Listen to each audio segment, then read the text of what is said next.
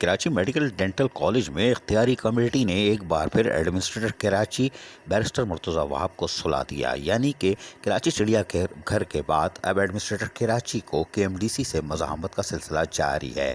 اور یقینی طور پر ہم نے آپ کو بتایا تھا، ایک باقاعدہ نوٹیفیکیشن نکالا گیا تھا 5 نومبر کے گورننگ باڈی کے اجلاس کے تاخیر کے بعد 30 دسمبر کو، جس میں انہوں نے اختیاری کمیٹی کے خاتمے اور اس کے ساتھ ساتھ پرنسپل کی تعیناتی کے حوالے سے آگاہ کیا تھا۔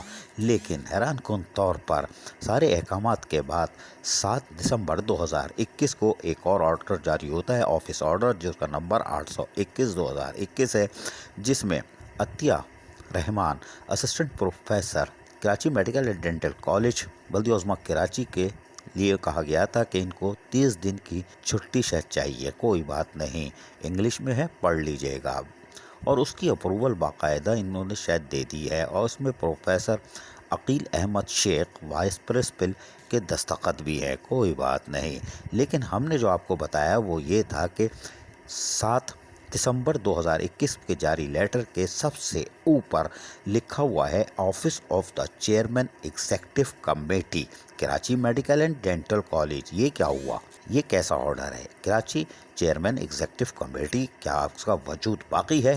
بیرسٹر مرتضی وہاب کی گورننگ باڈی کے اجلاس کے فیصلے اور پھر جاری نوٹیفیکیشن کے بعد اس لیٹر ہیڈ پر 7 دسمبر 2021 کا لیٹر یقیناً ایڈمنسٹریٹر کراچی بیرسٹر مرتضی وہاب اور میٹروپولیٹن کمشنر افضل زیدی کے لیے سوالیہ نشان ہے کہ ان کی گرفت یقینی طور پر اپنے محکموں میں ابھی بھی کمزور ہے۔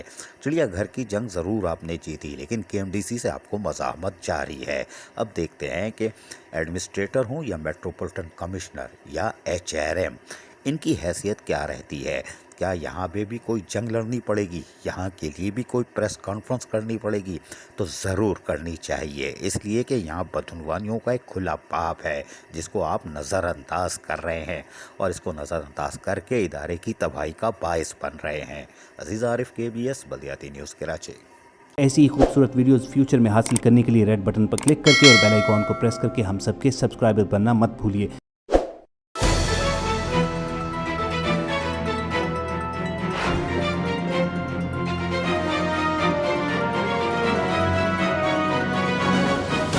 KBS بلدیاتی نیوز۔